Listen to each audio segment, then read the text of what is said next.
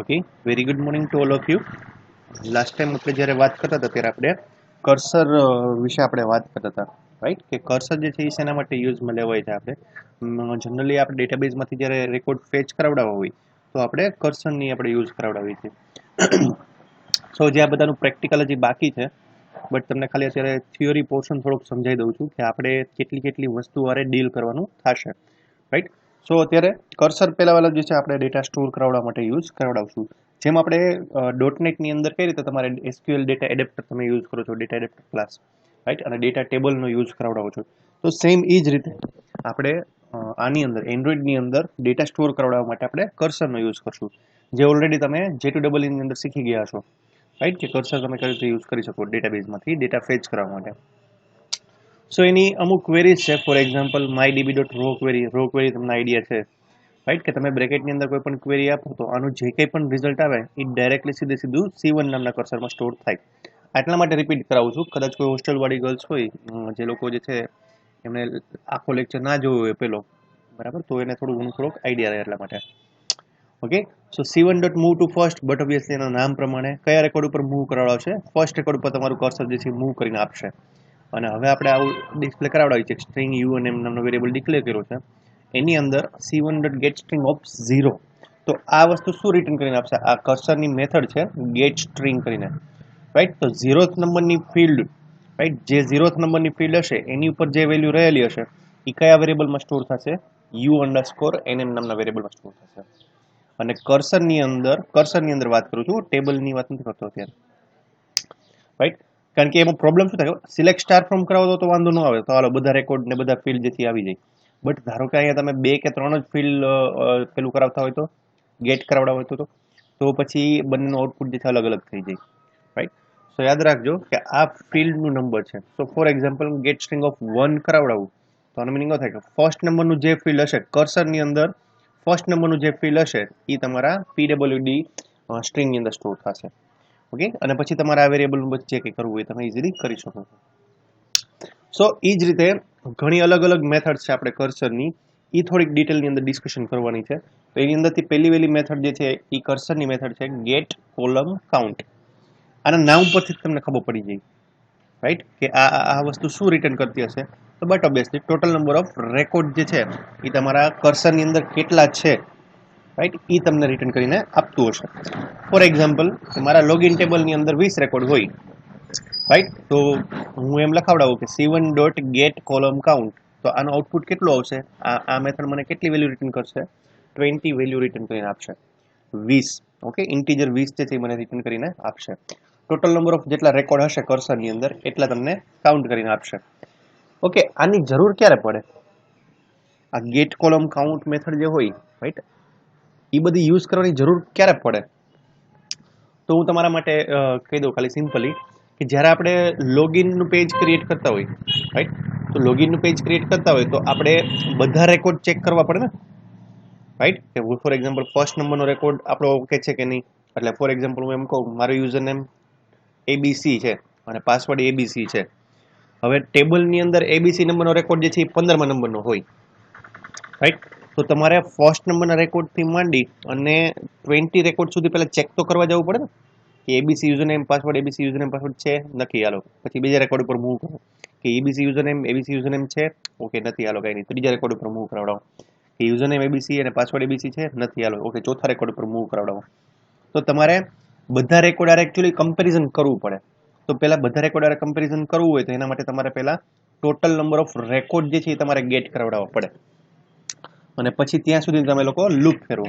તો લૂપ ફેરવો એટલે તમને total number of record count જે છે એ તમારે ત્યારે એના માટે કામ આવે. ફોર લૂપની અંદર તમારે ગેટ કોલમ કાઉન્ટ -1 લગીની લૂપ ફેરવો તો ચાલે એકચ્યુઅલી, રાઈટ? સો ત્યારે જે છે એ આ મેથડ બહુ ઇમ્પોર્ટન્ટ રહેશે, એટલા માટે થોડીક વધારે ડિટેલમાં સમજાવી. બાકી નામમાં કંઈ નથી, ખાલી ગેટ કોલમ કાઉન્ટ એટલે ટોટલ નંબર ઓફ જેટલા હશે એ તમને રિટર્ન કરીને આપશે, કોલમ જેટલી હશે એટલી રિટર્ન કરીને આપશે. Next one get column index, right? આ મેથડ શું રિટર્ન કરીને આપશે? તો કે બ્રેકેટની અંદર હું જે સ્ટ્રિંગની વેલ્યુ આપીશ, રાઈટ, જે કોલમની વેલ્યુ આપીશ એનો ઇન્ડેક્સ નંબર જે છે એ મને રિટર્ન કરીને આપશે. એટલે ફોર એક્ઝામ્પલ કે હું અહીંયા ડબલ કોટની અંદર જે છે, રાઈટ, હું એમ લખાવડાવું કે ID, તો આઈડી ની જેટલા નંબરની ઇન્ડેક્સ હશે, રાઈટ, એ મને રિટર્ન કરીને આપશે. ઇન્ડેક્સ એટલે બધા લોકોને ખબર 0 1 2 3 જે આપણે હમણાં પ્રીવિયસ સ્લાઇડમાં જોતા હતા, રાઈટ. સેમ એ જ રીતે આનાથી રિવર્સ વસ્તુ, ગેટ કોલમ નેમ, આ શું કરશે? Okay, so little bit of misunderstanding. Actually મને એમ થયું આ ગેટ કોલમ કાઉન્ટ છે મેથડનો use, total number of column count કરીને તમને આપશે. મને એમ થયું ગેટ કાઉન્ટ મેથડ છે. ઓકે, સો થોડુંક રિવર્સ કરી નાખજો. ગેટ કોલમ કાઉન્ટ જે છે ટોટલ નંબર ઓફ ફિલ્ડ જે છે તમને કેલ્ક્યુલેટ કરીને આપશે, રાઈટ. અને ગેટ કાઉન્ટ નામની એક મેથડ આવશે, એ તમને total number of record fetch કરીને આપશે. ઓકે, સો હું આને ગેટ કાઉન્ટ જ સમજતો હતો, સો બાય મિસ્ટેક એક્સપ્લેનેશન થઈ ગયું. ઓકે, સો ડઝન્ટ મેટર, તમે લોકો એટલે મેચ્યોર તો છો already. So next one, get column index, right, અને બ્રેકેટમાં કોલમનું નામ. તો ફોર એક્ઝામ્પલ તમારે એવું ફાઇન્ડ આઉટ કરવું હોય કે ભાઈ યુએનએમ નામની ફિલ્ડ છે એની ઇન્ડેક્સ કેટલામાં નંબરની છે, તો તમારે એ વસ્તુ ગેટ કરવી તમે ઇઝીલી કરી શકો યુઝિંગ ગેટ કોલમ ઇન્ડેક્સથી. સેમ એનાથી રિવર્સ વસ્તુ હોતી છે કે આપને ઘણીવાર એવું કરવું હોય કે મારી પાસે ઇન્ડેક્સ નંબર તો હોય પણ એનું કોલમનું નામ ફાઇન્ડ આઉટ કરાવડાવું હોય, તો ચાલો ભાઈ થર્ડ નંબરની ઇન્ડેક્સ ઉપર કઈ કોલમ છે, ફોર્થ નંબરની ઇન્ડેક્સ ઉપર કઈ કોલમ છે, ફિફ્થ નંબરની ઇન્ડેક્સ ઉપર કઈ કોલમ છે, રાઈટ. તો એ તમારે ફાઇન્ડ આઉટ કરાવડાવવું હોય તો તમે યુઝિંગ ગેટ કોલમ નેમ થી તમે મેથડ રિટર્ન કરી શકશો. ઓકે, આ તમને કયા ટાઈપની વેલ્યુ રિટર્ન કરીને આપશે? Get column name. તમને આ મેથડના નામ પરથી ખબર પડી જાય, ગેટ કોલમ નેમ. તો બટ ઓબ્વિયસ છે કેવા ટાઈપની વેલ્યુ રિટર્ન થવાની? તમને સ્ટ્રિંગ ટાઈપની વેલ્યુ રિટર્ન થવાની છે. અને આ ગેટ કોલમ ઇન્ડેક્સ, તો આ વેલ્યુ તમને કેવી રિટર્ન થવાની છે? ઇન્ટીજર ટાઈપની. દેખાય છે અહીંયા લખેલું છે કે રિટર્ન્સ ધ ઇન્ડેક્સ નંબર. એટલે નંબર જે છે કેવા ડેટા ટાઈપનો હોય? ઇન્ટીજર ટાઈપનો હોય. એટલે તમે જ્યારે આ મેથડનો યુઝ કરતા હોય તો તમારે એ રીતે લખવાનું થાય કે integer A equal to get column index, બ્રેકેટમાં સ્ટ્રિંગનું નામ. સેમ રીતે તમે જ્યારે આ મેથડ યુઝ કરતા હોય તો તમારે વેરિયેબલ કેવો ડિક્લેર કરવાનો રહે? સ્ટ્રિંગ ડેટા ટાઈપની વેલ્યુ, સોરી, હા, આમાં સ્ટ્રિંગ યુઝ કરવાનું રહેશે વેરિયેબલ, કે ભાઈ string column underscore name equal to get column name. એ રીતે એ આપણે પ્રેક્ટિકલ આવશે, બટ આ તો ખાલી અત્યારે થિયરી પોર્શન છે, થોડું હું તમને સમજાવું છું. Then next one, get column names, right. આ વસ્તુ શું રિટર્ન કરાવડાવશે કે નેમ ઓફ ધ ટેબલ્સ, જેટલી તમારી કોલમ હશે એ બધા ટેબલનું કોલમ તમને આખા રિટર્ન કરીને તમને આપશે. ઓકે, બટ એક ખાલી ડિફરન્સ એટલો છે તમારો કે તમને આ વેલ્યુ જે રિટર્ન કરીને આવશે ને એ એઝ અ એરે ટાઈપમાં રિટર્ન કરીને આપશે, રાઈટ. ગેટ કોલમ નેમ્સ એટલે તમારું આખું જેટલો પણ ટેબલની અંદર જેટલી પણ કોલમ હશે એ બધાનું લિસ્ટ આવશે, રાઈટ. કેવો એ વેલ્યુની અંદર આવશે? રિટર્ન ટાઈપ કેવી હશે આની? આખો એરે રિટર્ન કરીને તમને આપશે. ઓકે, પછી એમાં એરેની અંદર તમારે બધી ડેટ ટાઈપ જે છે તમારે હેન્ડલ કરવી પડે. ઓકે, આવે તો સ્ટ્રિંગ જ. કોલમ નેમ્સ છે એ લખેલું છે એટલે બટ ઓબ્વિયસ છે કોલમનું નામ કેવા ટાઈપના હોય? સ્ટ્રિંગ ટાઈપના જોઈએ. તો એરે જે છે તમારો રિટર્ન થઈને આવશે એ સ્ટ્રિંગ ટાઈપનો જ આવશે, બટ તમારે હેન્ડલ તમારે થોડાક અલગ રીતે કરવો પડે. ધેન નેક્સ્ટ વન, જે આપણે લોચો માર્યો તો એવડી ગેટ કાઉન્ટ નામની મેથડ, રાઈટ. એકચ્યુઅલી મેં ગેટ કોલમ કાઉન્ટ, ગેટ શું હતું? ગેટ કોલમ કાઉન્ટ ને ગેટ કાઉન્ટ, હા, આ બંને થોડુંક આડાવડું સમજી દીધું હતું. સો અગેન રિપીટ કરીએ, ગેટ કાઉન્ટ મેથડ જે છે ટોટલ નંબર ઓફ રો જે છે કર્સરની અંદરથી રિટર્ન કરીને આપશે. અને ગેટ કોલમ કાઉન્ટ જે છે એ શું કરશે? ટોટલ નંબર ઓફ ફિલ્ડ જે હશે ને એ તમને કાઉન્ટ કરીને આપશે. ઓકે, ફોર એક્ઝામ્પલ મારી પાસે શું કે લોગિન નામનું ટેબલ હોય તો એમાં બે જ ફિલ્ડ હોય, યુઝર નેમ ને password, for example. Okay, user name ને પાસવર્ડ, તો કોલમ કાઉન્ટ જે છે એ તમને શું રિટર્ન કરીને આપશે? 2. ઓકે, અને ધારો કે મારા એ લોગિન ટેબલની અંદર 20 રેકોર્ડ પડેલા હોય તો ગેટ કાઉન્ટ નામની મેથડ જે છે તમને શું રિટર્ન કરીને આપશે? ટોટલ 20 કાઉન્ટ કરીને આપશે. ટોટલ નંબર ઓફ રેકોર્ડ જેટલા હશે તમારા કર્સરની અંદર, એટલે આપણે સિલેક્ટની ક્વેરી ફાયર કરાવડાવીને કર્સરમાં ડેટા લઈએ, રાઈટ. તો ગેટ કાઉન્ટ મેથડ જે છે તમને 20 રિટર્ન કરીને આપશે. ઓકે, સો એ બેની વચ્ચે મને કન્ફ્લિક્ટ થઈ ગયું હતું. એકચ્યુઅલી મને એમ થયું ગેટ કાઉન્ટ મેથડનું આપણે એક્સપ્લેનેશન કરીએ છીએ. ઓકે, સો નામ પરથી જ ખબર પડી જાય છે, બહુ એટલું બધું ટફ નથી. Then next one, get position, right. બહુ રેરલી આનો યુઝ થશે, રાઈટ, કારણ કે આપણે ઘણીવાર એવું ચેક કરવાનું થાય કે ભાઈ આપણું કર્સર અત્યારે કઈ પોઝિશન ઉપર છે એ જોવું હોય તો ફર્સ્ટ નંબરની પોઝિશન ઉપર છે, સેકન્ડ ઉપર છે, થર્ડ ઉપર છે, તો એ જોવું હોય તો એના માટે તમારું આ પોઝિશન નામની ગેટ પોઝિશન નામની મેથડ જે છે એ યુઝ કરવામાં આવે છે. બટ મેં હજી સુધી કોઈ દિવસ આ મેથડનો યુઝ કર્યો નથી, કારણ કે આપણે યુઝ કરવાનો આવતો નથી. ઓકે, સો કેવા ટાઈપની વેલ્યુ રિટર્ન કરીને આપશે?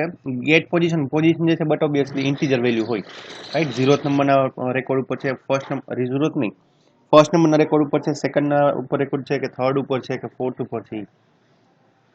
તો તમારું કર્સર પોઝિશન અત્યારે કયા રેકોર્ડ ઉપર સેટ થયેલું છે એ તમારે ફાઇન્ડ આઉટ કરવું હોય ને તો તમે યુઝિંગ ગેટ પોઝિશન મેથડથી એ બધી વસ્તુ ગેટ કરી શકો. Okay, than next one is closed. Okay, આનો મિનિંગ શું થાય? આ કેવા ટાઈપની વેલ્યુ રિટર્ન કરતું હશે? આઈધર ટ્રુ અથવા તો ફોલ્સ, કારણ કે આગળ ઇઝ આવે એટલે બટ ઓબ્વિયસ આની બુલિયન રિટર્ન ટાઈપ હોય, રાઈટ? તો આના નામ પરથી જ આઈડેન્ટિફાઈ થઈ જાય, ઇઝ ક્લોઝડ, બંધ છે કે નહીં. તો જે વસ્તુ આરે યુઝ કરી આપણે કર્સરનું તે ડિટેલ સ્ટડી કરીએ છીએ. તો ઇઝ ક્લોઝડ મેથડ જે છે તમને શું રિટર્ન કરીને આપશે કે તમારું કર્સર જે છે એ ઓલરેડી અત્યારે ક્લોઝ છે કે નહીં. જો ક્લોઝ થયેલું હશે તો ડેટા તમે ફેચ નહીં કરી શકો, રાઈટ? તો તમને ટ્રુ રિટર્ન કરીને આપશે, અને જો ક્લોઝ થયેલું નહીં હોય તો તમને ફોલ્સ રિટર્ન કરીને આપશે, રાઈટ? ઇઝ ક્લોઝડ સમજો, જો તમારું કર્સર જે છે એ ક્લોઝ થયેલું હશે તો ટ્રુ રિટર્ન કરશે, નહીં થયેલું તો ફોલ્સ રિટર્ન કરીને આપશે. ઓકે, અને એ બીજી વસ્તુ એ પણ ધ્યાન રાખવાની કે તમને ખ્યાલ હોય તો તમે ડેટા રીડરનો યુઝ કરતા હતા, રાઈટ? તો ડેટા રીડર તમે એને ક્લોઝ કરાવતા હોય ઘણી વાર, ખબર છે બધાને? તમે .NETમાં પ્રોજેક્ટ કર્યા હોય તો એમાં ડેટા રીડર તમે dr.close એવું લખાવડાવો, કનેક્શન જે છે ઘણી વાર ઓપન ક્લોઝ કરાવડાવો છો, રાઈટ? તો એનો મિનિંગ જ એ થાય કે તમારા ડેટા જે છે એના થ્રુ ફેચ થઈને આવે છે. એટલે અત્યારે આપણો ડેટા જે છે કર્સર થ્રુ ફેચ થઈને આવે છે. તો કર્સર જે છે એ કરન્ટલી ઓપન છે કે ક્લોઝ એ આપણે જોવું હોય તો એના માટે તમે ઇઝ ક્લોઝ મેથડ જે છે એને યુઝ કરી શકો, જસ્ટ ફાઇન્ડ આઉટ કરવા માટે, right? So coming back to the main point, database helper class. હવે જો એન્ડ્રોઈડની અંદર આપણું ડેટાબેઝ રિલેટેડ સ્ટ્રક્ચર જે છે આખું કેવું રહેશે એ તમે સમજો. તમે લોકો વિશે તમને ખબર હશે MVC આર્કિટેક્ચર કોને કહેવાય? J2EE તમે ઓલરેડી કરો જ છો, રાઈટ? 3 લેયર જે છે ને તમારા અલગ હોય.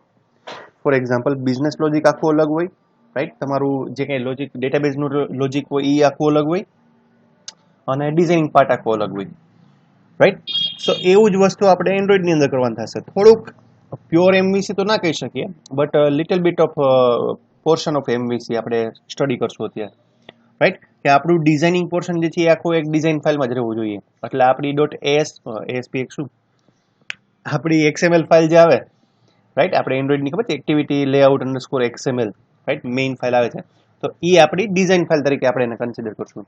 પછી આપણી લોજિક ફાઇલ આવશે તો આપણું બિઝનેસ લોજિક જે છે એ કયા ફાઇલની અંદર હોય? .java ફાઇલની અંદર. એટલે મેઇન એક્ટિવિટી .java કે તમે બીજે જે કંઈ પણ નામ આપો એ, તો એ આપણું લોજિકલ પોર્શન હશે. અને થર્ડ વન સૌથી ઇમ્પોર્ટન્ટ વાત કે આપણે એની અંદર એક ત્રીજો નવો ક્લાસ એડ કરાવડાવશું કે જેની અંદર ડેટાબેઝ રિલેટેડ જ ક્વેરીઝ બધી હોય, રાઈટ? આ સૌથી ઇમ્પોર્ટન્ટ વસ્તુ છે કે આપણે થર્ડ એક નવો ક્લાસ એડ કરાવડાવશું કે જેની અંદર આપણા ટેબલના નામ, ફિલ્ડના નામ, આપણા ઇન્સર્ટ કરવાની ક્વેરી, રાઈટ? ઇન્સર્ટ ઇન્ટુની ક્વેરી બધી જે છે એની અંદર હોવી જોઈએ. અપડેટની ક્વેરી જે છે આ ક્લાસની અંદર હોવી જોઈએ. ડિલીટની ક્વેરી જે છે આ ક્લાસની અંદર હોવી જોઈએ. અને આ ક્લાસના ઓબ્જેક્ટ થ્રુ પછી આપણે મેઇન એક્ટિવિટીની અંદર જે છે આપણે ઇન્સર્ટ અપડેટ ડિલીટ કરાવડાવશું. એટલે આપણે 3 પોર્શન જે છે ને આપણે અલગ અલગ થઈ જાય, રાઈટ? ડિઝાઇનિંગ પાર્ટ જે છે XML ફાઇલમાં, કોડિંગ પાર્ટ જે છે આખું લોજિક, રાઈટ? કે કઈ રીતે ડેટા આવે તો તમારે કઈ રીતે હેન્ડલ કરવો, તો એ બધું .java ફાઇલની અંદર. અને આ ત્રીજો એક જાવા ફાઇલનો ક્લાસ ક્રિએટ કરશું જેની અંદર ખાલી માત્ર ને માત્ર ડેટાબેઝ રિલેટેડ જ વાત હોય, રાઈટ? કે ઇન્સર્ટની ક્વેરી હોય તો આની અંદર, અપડેટની ક્વેરી હોય તો આ ક્લાસની અંદર, ડિલીટની ક્વેરી હોય તો આની અંદર, સિલેક્ટની હોય તો આની અંદર, રાઈટ? અત્યાર લગી તમે પ્રોજેક્ટની અંદર કેવું કરતા હતા ખબર કે તમારું ડિઝાઇનિંગ પાર્ટ તો અલગ છે પણ તમારું બિઝનેસ લોજિક અને શું કે આ ડેટાબેઝ લોજિક તમે બે એક જ ફાઇલમાં પેલું કરી દો છો, કમ્બાઈન કરી નાખો છો. એટલે તમારી .cs ફાઇલ હોય ને, એ આપણે .NET ની વાત કરું તો તમારી .cs ફાઇલ હોય તો એની અંદર જ તમે ઇન્સર્ટ ઇન્ટુની ક્વેરી લખી નાખો છો, રાઈટ? અને એની અંદર જ તમે લૂપ ફેરવતા હોય, ડેટા ફેચ કરાવીને આવતા હોય એટલે આપણે ગ્રીડ દ્વારા ડેટા બાઇન્ડ કરાવતા હોય અને પછી તમે એને હેન્ડલ કરતા હોય. તો એકચ્યુઅલી તમારું બિઝનેસ લોજિક અને તમારું ડેટાબેઝ લોજિક તમે બંને વસ્તુ એકમાં જ ભેગી કરી દીધી, રાઈટ? તો એને 3 ટાયર આર્કિટેક્ચર ના કહેવાય, રાઈટ? અને 2 ટાયર ના કહેવાય આમ તો. સો એવું આપણે એન્ડ્રોઈડની અંદર નહીં કરીએ, આપણે એને બની શકે તો આપણે 3 વસ્તુ જેથી અલગ અલગ રાખવાની ટ્રાય કરશું. તો એ અલગ અલગ રાખવી હોય તો એના માટે તમારે આ ડેટાબેઝ હેલ્પર ક્લાસ જે છે એનો તમારે યુઝ કરવો પડશે. ઓકે, સો આપણે એક પ્રેક્ટિકલ નાનકડું અમથું કરી લઈએ કે તમારે એક ડેટાબેઝ SQLite હેલ્પર જે છે એક ડેટાબેઝ હેલ્પર તમારે કરવું હોય કોઈ પણ ક્લાસ તમારે એક ડિફાઇન કરવો હોય, ન્યૂ ક્લાસ એડ કરાવડાવો છે કે જેની અંદર તમારે માત્ર ને માત્ર ડેટાબેઝ રિલેટેડ ક્વેરી જ રાખવી છે, તો તમારે શું કરવું પડશે? તો એના માટે SQLite ઓપન હેલ્પર ક્લાસને તમારે એક્સટેન્ડ કરાવવું પડશે, રાઈટ? અને જનરલી આપણે એટલે બધા લોકો જે છે એ ક્લાસનું નામ આવું આપે છે, DB હેલ્પર. તમે કોઈ પણ નામ આપી શકો, એવું ફરજિયાત નથી, રાઈટ? અહીં MyDB1, HelloDB, કોઈ પણ નામ આપો, તમે ક્લાસનું નામ આપી શકો, રાઈટ? બટ એ વસ્તુ ધ્યાન રાખવી કે એક્સટેન્ડ જે છે એ કમ્પલસરી આને કરતો હોવો જોઈએ, SQLite ઓપન હેલ્પરને, કારણ કે એના થ્રુ જ આપણે બાકી બધી મેથડ જે છે કર્સર બર્સર ની બધી પછી ગેટ કરાવી શકશું. સો મૂવિંગ ટુવર્ડ ધ પ્રેક્ટિકલ, આપણે એક પહેલા આ ડેટાબેઝ હેલ્પરનો એક ક્લાસ ક્રિએટ કરીએ આપણે, અને પછી વન બાય વન તમને સમજાવું કે આગળ શું કરવાનું છે એ. ઓકે, સો આપણે ફટાફટથી પ્રેક્ટિકલ સ્ટાર્ટ કરી દઈએ. પહેલાં તમે સ્ટુડિયો સ્ટાર્ટ કરી દો. ઓકે, અને એના પછી જે કંઈ પણ તમારે ઓકે જે આવવાની વાર લાગશે.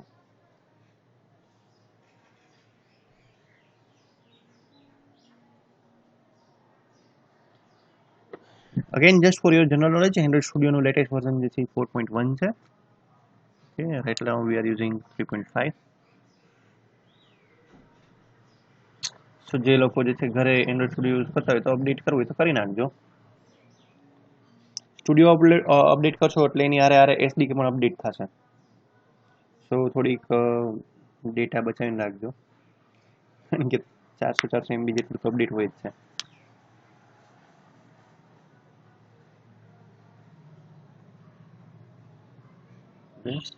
લોડિંગ.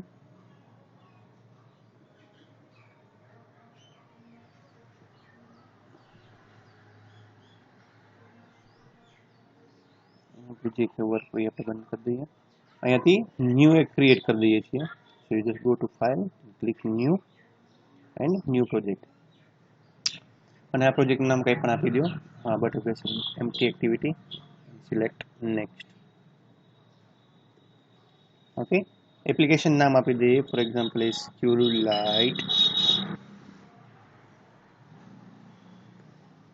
ઓપરેશન્સ. ઓકે, અને એનું લોકેશન જે છે આ જગ્યાએ જશે, સી ડ્રાઈવના એન્ડ્રોઇડ પ્રોગ્રામ્સની અંદર. Just click on finish. બધું ઓલરેડી શીખેલા જ છીએ, કે એમાં મોટી વાત નથી, રાઈટ? સો આપણે બેઝિકલી બે ક્લાસ જે છે આપણે ક્રિએટ કરશું, રાઈટ? એક ક્લાસ તો એવડો હશે કે જેની અંદર આપણા ડેટાબેઝ રિલેટેડ કોડિંગ હશે, અને સેકન્ડ ક્લાસ જે છે એ હશે કે જેની અંદર આપણે ડેટાબેઝનો ક્લાસને એનો ઓબ્જેક્ટ ક્રિએટ કરાવડાવશું. એ આપણું સેકન્ડ ક્લાસ હશે. ચાર્જિંગમાં મૂકી દઉં હું.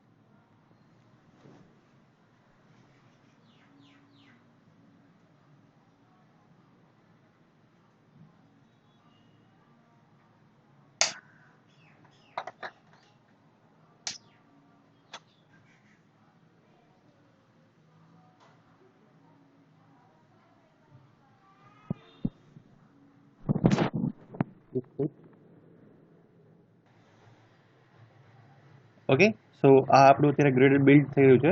થોડીક આપણે વેઇટ કરશું, ફર્સ્ટ ટાઈમ જેથી તમારું ગ્રેડર બિલ્ડ થાય એટલા માટે, રાઈટ? સો અત્યારે લોડિંગનો મેસેજ આવવો જોઈએ. સો એ વેઇટ કરીએ ત્યાં સુધી. ઓકે, સો એપ્લિકેશન લોડ થઈ ગઈ છે. You just click on the MySQL જાવાની અંદર, રાઈટ ક્લિક. વાર લાગશે થોડીક, બીકોઝ લોડિંગ જાજુ છે. Click on new and then click on Java class.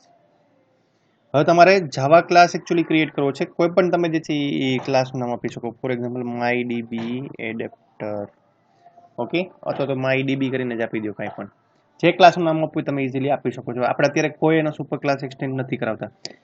Little bit of changes આપણે જે છે એ અત્યારે એવું કરાવડાવશું કે એકચ્યુઅલી એક ક્લાસની અંદર બે ક્લાસ આપણે કરાવડાવશું, એડ કરાવશું એકચ્યુઅલી. ઓકે, સો બટ હવે ખાલી પબ્લિક ક્લાસ માયડીબી એટલું જ લખેલું આવશે.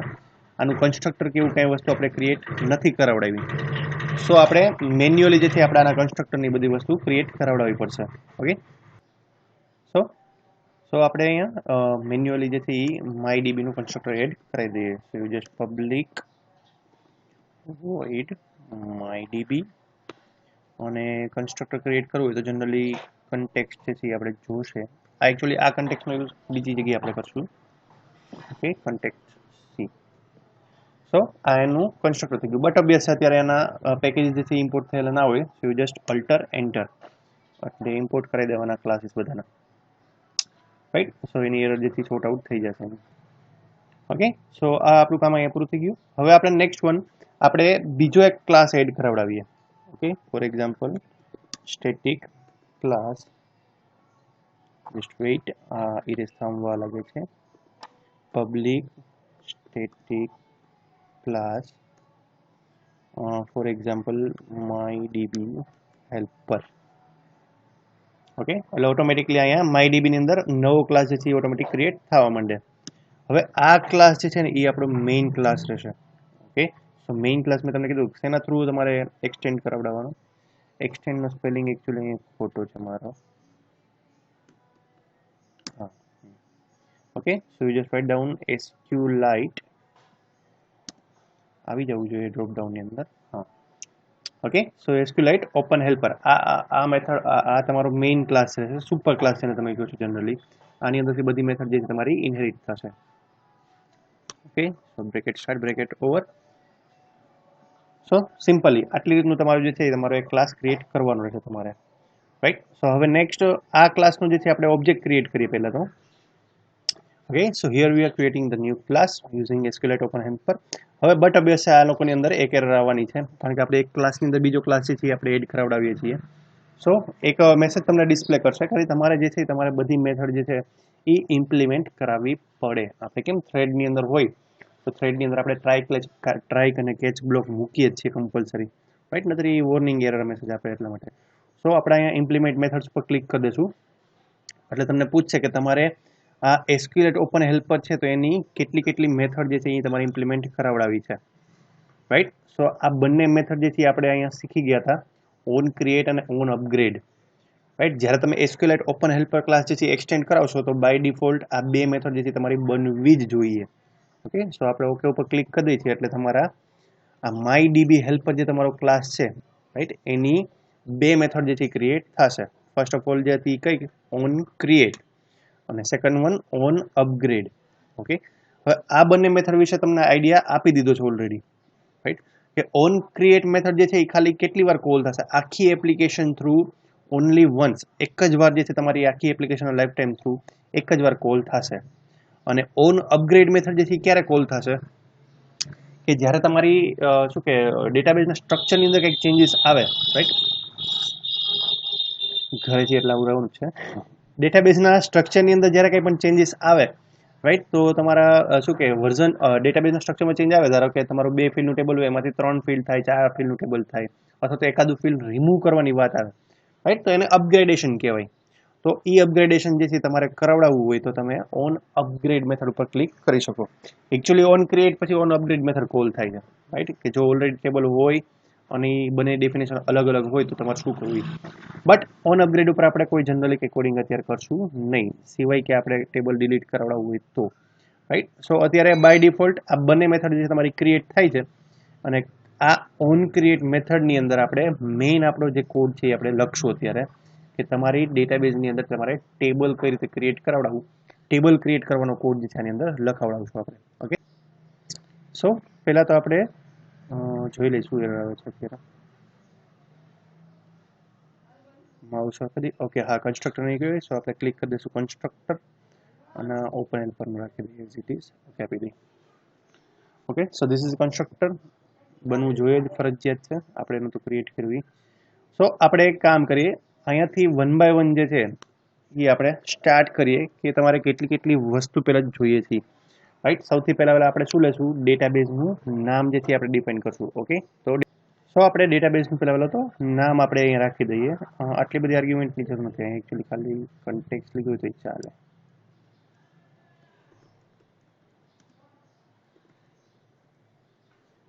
ઓકે, અને આ બાકીના વર્ઝન જે છે એથી કાઢી નાખીએ. એકચ્યુઅલી ખાલી આટલું લખો તો બી ચાલે કન્સ્ટ્રક્ટર માટે, એવું ફરજિયાત નથી કંઈ. ઓકે, સો નેક્સ્ટ જોઈ લઈએ એક મિનિટ. ઓકે, સો આપણે અત્યારે કન્ટેક્સ્ટ વેરિયેબલ જે છે ડિફાઇન કરી દીધો કન્ટેક્સ્ટ C1 કરીને. ઓકે, ધેન નેક્સ્ટ વન, હવે આપણે કેટલી વસ્તુ પહેલા ટેબલની અંદર જોશે એ આપણે અહીંયાથી ડિફાઇન કરવી પડે. સો યુ જસ્ટ રાઇટ ડાઉન. આપણે પહેલા તો જોશે આપણે ડેટાબેઝ નામ. સો આપણે અહીંયા આપી દઈએ છીએ private static string for example db underscore name equal two, અહીંયા નામ આપી દઈએ MyDB નામ ના અપાય એકચ્યુઅલી, માય ડેટાબેઝ. MyDB નથી આપતા કારણ કે MyDB ઓલરેડી આપણા ક્લાસનું નામ છે એટલા માટે. ઓકે, સો કે આ વર્ક નહીં કરે કારણ કે આપણે અહીંયા ફાઇનલ વર્ડ લખતા ભૂલી ગયા છીએ when you are using the static field. Okay, so data ટાઈપની જરૂર નથી.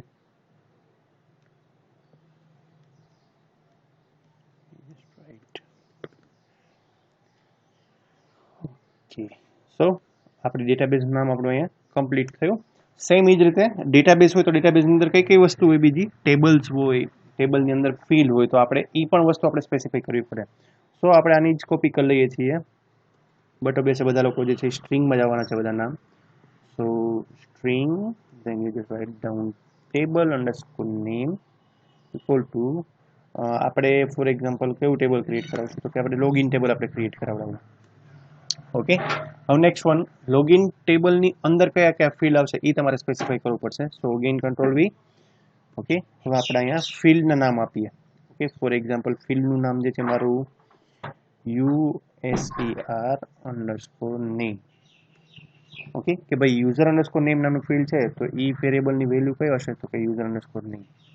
હું સમજાવું છું તમને કે શું કામ આ રીતે કરાવડાવ્યું છે એટલા માટે, કારણ કે 3 ટાયર આર્કિટેક્ચર હોય ને, રાઈટ, એની અંદર તમારે જે છે એ બધી વસ્તુ વેરિયેબલ થ્રુ યુઝ કરાવડાવવી પડે. એટલે જેથી કરીને મારે ભવિષ્યની અંદર ક્યારે પણ જે છે એ મારે વેલ્યુ ચેન્જ કરવાની થાય, રાઈટ, તો મારે દર વખતે બધી વસ્તુમાં જો કેવું થાય ખબર, તો હું ધારો કે આ યુઝર નેમ નામનું વસ્તુ જે છે સ્ટેટિક લખી નાખું, રાઈટ, પછી એ જ રીતે ઇન્સર્ટની ક્વેરીમાં હોય તો સ્ટેટિક લખી નાખું. તો હવે ધારો કે મારે યુઝર અંડરસ્કોર નેમ લખવું, કોઈ એને એમ કે યુઝર નેમ આખું લખી નાખું તો મારે કેટલી બધી જગ્યાએ ચેન્જ કરવા જવો પડે, રાઈટ. એના માટે જો આપણે વેરિયેબલ યુઝ કરેલો હોય તો આપણે સીધું ખાલી વેરિયેબલ નામમાં તમે ચેન્જ કરી નાખો ને એટલે એ બધી જગ્યાએ ઓટોમેટિક અપડેટ થઈ જાય. સો એટલા માટે જે છે આપણી બધા ફિલ્ડના નામ જે છે એ હોતે આપણે એક વેરિયેબલમાં લઈએ છીએ. ઓકે, સો કન્ફ્લિક્ટ ના થતા એની અંદર. સો સેમ એ જ રીતે આપણે યુઝર નેમનું લઈ લીધું, આપણે અહીંયા લઈ લઈએ પાસવર્ડ માટે પણ એક field. Okay, so you just write down password equal to, હવે જે તમારા પાસવર્ડની ફિલ્ડનું નામ રાખવું છે એ ફિલ્ડનું નામ. ઓકે, અહીંયા અત્યારે ખાલી આપણે બે જ વસ્તુ કરાવડાવી છે. ઓકે, એક માય ડેટાબેઝ ક્રિએટ કરશું, આ ડેટાબેઝનું નામ આપણું રહેશે, એની અંદર એક લોગિન નામનું ટેબલ ક્રિએટ કરશું અને એની અંદર જસ્ટ ખાલી બે ફિલ્ડ બનાવશું, એક યુઝર નેમ અને એક પાસવર્ડ, રાઈટ. આના સિવાય બીજું કંઈ આપણે કરવાના છીએ નહીં. સો હવે તમારી ડેટાબેઝ એક્ઝેક્ટલી ક્રિએટ ક્યાંથી થશે, રાઈટ, તો મેં તમને કીધું હતું એમ કે તમારું જે કન્સ્ટ્રક્ટર હોય, રાઈટ, કન્સ્ટ્રક્ટર કોલ થાય પછી તમારી ઓન ક્રિએટ મેથડ જેથી કોલ કરવામાં આવે. તો આપણે જે કંઈ પણ ડેટાબેઝનું કોડિંગ જે છે એ આપણે આખું કરશું એ આપણે ઓન ક્રિએટની અંદર અથવા તો તમારે કન્સ્ટ્રક્ટરમાં કરવું તો કન્સ્ટ્રક્ટરમાં કરી શકો, બેમાંથી જ્યાં તમને ઈચ્છા પડે ત્યાં. સો આપણે એક કામ કરીએ, ટેમ્પરરી આપણે જે છે કન્સ્ટ્રક્ટરની અંદર લખીએ આપણે. ઓકે, સો કન્સ્ટ્રક્ટરની અંદર બે વસ્તુ કમ્પલસરી હોય છે. પહેલાં તો તમારા કન્ટેક્સ્ટ નામ, દેટ મીન્સ કે C1 ઓબ્જેક્ટ, પછી જેવું તમે બ્રેકેટ કોમા કરશો એટલે તમને જુઓ સેકન્ડ આર્ગ્યુમેન્ટ જે છે તમને પૂછશે, રાઈટ, ધેટ મીન્સ કે નલેબલ સ્ટ્રિંગ નેમ. આ તમારી ડેટાબેઝનું નામ છે, જે તમારે ડેટાબેઝ ક્રિએટ કરાવડાવ્યું એ ડેટાબેઝનું તમારે અહીંયા નામ લખવાનું, રાઈટ. સો આપણે કઈ ડેટાબેઝ અત્યારે ક્રિએટ કરવા જઈ રહ્યા છીએ તો કે માય ડેટાબેઝ. હવે હું અહીં માય ડેટાબેઝ આખી નહીં યુઝ કરાવડાવું, રાઈટ, એના બદલે હું કઈ વસ્તુનો યુઝ કરાવડાવીશ, જે મારું ડેટાબેઝનું નામનું જે વેરિયેબલ છે, રાઈટ, એ વેરિયેબલ નામ જે છે હું યુઝ કરાવડાવીશ. સો હું અહીં લખીશ કઈ રીતે, db underscore name, right. Then third argument cursor factory, but બેસ આપણે એમાં ન લાગશું અત્યારે, કંઈ કર્સરની આપણે કંઈ જરૂર છે નહીં એટલા માટે. અને આ તમારું વર્ઝનનું નામ છે, રાઈટ, કે તમારે ફર્સ્ટ નંબરની વર્ઝન, સોરી નમલોક મારું બંધ છે, ફર્સ્ટ નંબરની ડેટાબેઝનું વર્ઝન ક્રિએટ કરવા માંગો છો, સેકન્ડનું ક્રિએટ કરવા માંગો છો, થર્ડનું બનાવવા માંગો છો. તો જેમ જેમ આ વર્ઝન વધશે એમ એમ તમારી અપગ્રેડ મેથડ જેથી કોલ થયા કરશે. ઓકે, સો આ તમારું ડેટાબેઝનું કોડિંગનું પહેલું વહેલું સ્ટેપ આટલું હતું કે તમારે ખાલી જસ્ટ સુપરની અંદર આટલું લખવાનું થાય. નાવ બીજી વાત, ઓકે, બીજી વાત કે હવે ટેબલની પહેલા તો બનશે ક્યાંથી, આપણું ટેબલ ક્યાંથી આખું બનશે, તો આપણે ક્રિએટ ટેબલની ક્વેરી જે છે આ જગ્યા પર લખવાની થાય, રાઈટ. આપણે એસક્યુએલનો ઓબ્જેક્ટ જે છે આપણો ડીબી, એના થ્રુ આપણે જે છે એ DB dot execute SQL, right, આના થ્રુ જે છે આપણે ક્વેરી લખશું ક્રિએટ ટેબલની. તો ડાયરેક્ટલી તમે અહીં લખી નાખો તોય ચાલે કે ભાઈ ક્રિએટ ટેબલ, ટેબલનું નામ, ઓકે, પછી બ્રેકેટ સ્ટાર્ટ, બ્રેકેટ ઓવર, અને આની અંદર જે તમારે ફિલ્ડના નામ આપવા છે, for example user underscore name ને varchar to varchar જ, સોરી આમાં varchar જ છે, then કોમા પછી આપણે બીજું આપી. તો આ રીતે પણ એક ક્રિએટ ટેબલની ક્વેરી કરવી તમે કરી શકો, બટ આ જે છે એ પ્રોપર નથી, રાઈટ. આ રીતે ક્રિએટ ટેબલની ક્વેરી નહીં લખવાની. એની પાછળ રીઝન એવું છે કે ઘણીવાર આપણે ફિલ્ડના નામની બધી વસ્તુ ચેન્જ કરવી હોય તો બને ત્યાં સુધી તમારે બધા વેરિયેબલ નામ જે છે બધા ફિલ્ડના નામ વેરિયેબલની અંદર રાખવાના. તો અહીંયા આપણે એક કામ કરશું, અહીંયા એક ક્રિએટ ટેબલ અથવા તો આપણી ક્વેરી જે હોય, રાઈટ, એના માટે એક વેરિયેબલ લઈ લઈએ આપણે, okay, for example query equal to, અને આ જગ્યા પર આપણે ક્રિએટ ટેબલની ક્વેરી લખી નાખીએ. QRY નામનો મારો વેરિયેબલ છે, આની અંદર હું ક્રિએટ ટેબલ કરવાની ક્વેરી લખાવડાવું છું. So you just write down create table, ટેબલનું નામ. હવે ટેબલનું નામ જે છે તમારા કયા ફિલ્ડની અંદર છે, તો કે ટેબલ અંડરસ્કોર NM નામના ફિલ્ડમાં છે. તો મારે જ્યારે ઈ વેલ્યુ શું કે આની અટેચ કરાવડાવી તો હું શું કરવું પડે, મારે આપણે કઈ રીતે લખાવડાવીએ છીએ ખબર છે, આ રીતે આમ સિંગલ કોટ પ્લસ પ્લસ કરાવીએ છીએ, અથવા તો ડબલ કોટ પ્લસ પ્લસ, અને પછી આપણે કયો વેરિયેબલનું નામ, કે મારા ટેબલનું નામ. સમજાય છે શું થાય છે, રાઈટ. આ આટલું સ્ટેટમેન્ટ જે છે એનો મિનિંગ શું થાય, ખાલી ક્રિએટ ટેબલ લોગિન, ઓકે, એટલે લોગિન નામનું એક ટેબલ ક્રિએટ થશે. હવે આપણે બીજું શું કરવું પડશે, બ્રેકેટ સ્ટાર્ટ કરવો પડે. હવે એની અંદર તમારે કયા ફિલ્ડનું નામ તમારે રાખવું છે એ ફિલ્ડનું નામ આપવું પડે. તો આપણે ફિલ્ડનું નામ જે છે શું રાખશું અત્યારે, ફિલ્ડનું નામ શું રાખશું અત્યારે આપણે અહીંયા કયું છે આપણું પહેલું ફિલ્ડનું નામ યુઝર નેમ. તો યુઝર નેમ જે છે કયા ફિલ્ડની અંદર, કયા વેરિયેબલની અંદર છે, તો કે યુઝર અંડરસ્કોર નેમમાં. તો આપણે અગેન એને કમ્બાઈન કરવું હોય તો આપણે શું કરવું પડે, ડબલ કોટ પ્લસ પ્લસ, અને કયું વેરિયેબલ નામ છે આપણું યુઝર નેમ. ઓકે, હવે આ યુઝર નેમ નામનું ફિલ્ડ જે છે એ ક્રિએટ તો થયું, આટલી વસ્તુ યુઝર નેમ નામનું ફિલ્ડ. તો આને તમારે ડેટા ટાઈપ પણ આપવી પડે ને, તો આપણે એને ડેટા ટાઈપ કેવી આપશું, અહીંથી varchar અને બ્રેકેટમાં સાઇઝ 20. ઓકે, સો આ તમારું ફર્સ્ટ ફિલ્ડ ખાલી એક ક્રિએટ થયું. સમજાણું શું થાય છે, આ તમારું ફર્સ્ટ ફિલ્ડ ક્રિએટ થયું. હવે તમારે બીજું ફિલ્ડ ક્રિએટ કરવાનું તો બટ ઓબ્વિયસ કોમા વેલ્યુ આપો, રાઈટ. અને હવે બીજા ફિલ્ડની તમારે વેલ્યુ પણ આપવી પડે હારે. તો બીજા ફિલ્ડની વેલ્યુ આપવી તો અગેન વળી પાછું શું કરવું પડશે, ડબલ કોટ વળી પાછી કઈ સાઇન કરાવડાવશું આપણે, પ્લસ પ્લસ, બીજા ફિલ્ડનું આપણું શું નામ છે, તો કે પાસવર્ડ. ઓકે, સો હવે આ પ્લસની સાઇન ડબલ કોટની ઓવર થાય, અહીંયા પર તમારે એને શું આપવી પડશે, અહીંયા એની ડેટા ટાઈપ આપવી પડશે. તો જસ્ટ પુટ varchar 20. ઓકે, હવે આનું કામ પૂરું થયું. આ તમારું varchar 2 પાસવર્ડ જે છે એની કામ પૂરું થયું. એન્ડ આ જે 20 નો બ્રેકેટ છે એ તમારો varchar 2 ની સાઇઝનો બ્રેકેટનો છે, રાઈટ. હજી તમારે એક બ્રેકેટ ઓવર કરાવડાવવો પડશે, શેનો, તો કે આ ક્રિએટ ટેબલનો જે અહીંથી સ્ટાર્ટ થયો હતો ને એ તમારે ક્રિએટ ટેબલનો બ્રેકેટ ત્યાં ઓવર કરાવડાવવો પડે. તો આપણે આને ઓવર કરાવડાવી છે. સો આટલું ક્રિએટ કરશો એટલે હવે તમારું એક ખાલી ટેબલ ક્રિએટ કરવા માટેની એક ક્વેરી જે છે આખી તૈયાર થઈ. તો હવે જ્યારે પણ તમારે ક્વેરી એક્ઝિક્યુટ કરાવડાવી તમારે ખાલી કયો વેરિયેબલ યુઝ કરાવડાવવાનો છે, QRY. તો હું ડાયરેક્ટલી એક કામ કરી શકું, મારે db.execute SQL લખ્યું છે, હું તો અહીંયા જસ્ટ લાઈટ કરી નાખું QRY. તો આનો ઇનડાયરેક્ટલી મિનિંગ શું થાય કે જ્યારે પણ તમારી ડેટાબેઝ હેલ્પર આ કોલ થાય, આ ક્લાસ જ્યારે કોલ કરવામાં આવે તો પહેલા ઓન ક્રિએટ મેથડ કોલ થાય, ઓન ક્રિએટ મેથડની અંદરથી ક્વેરી એક્ઝિક્યુટ થાય. ક્વેરી એક્ઝિક્યુટ થાય એટલે સીધી કઈ વસ્તુ આવી જશે, આ તમારું ટેબલ જે છે એ ક્રિએટ થશે. સમજે શું થાય, અહીંયા ઓન ક્રિએટ આ પેલું હેલ્પર ક્લાસનું જે ઓબ્જેક્ટ હતો, રાઈટ, આ હેલ્પર ક્લાસ. તો જેવું તમારી કન્સ્ટ્રક્ટર કોલ થયું એટલે પહેલા ડેટાબેઝ બની, ડેટાબેઝ બન્યા પછી ડેટાબેઝની અંદર શું બનશે, ટેબલ ક્રિએટ થશે. ઓકે, આટલું ક્લિયર થયું પહેલાં ખાલી. સો આ એપ્લિકેશન જ્યારે આપણે રન કરાવડાવીએ તો ખાલી એક ટેબલ ક્રિએટ થાય આપણી સામે. કયું ટેબલ ક્રિએટ થાય? લોગિન નામનું એક ટેબલ ક્રિએટ થાય અને એની અંદર 2 ફિલ્ડ જે છે તમારા ક્રિએટ થઈને આપશે. ઓકે, સો અત્યારે ફટાફટથી હું પહેલાં આનું આઉટપુટ નહીં બતાવું, આઉટપુટ ખાલી તમને બતાવીશ. સો અત્યારે આ લેક્ચર પૂરતું આટલું રાખીએ.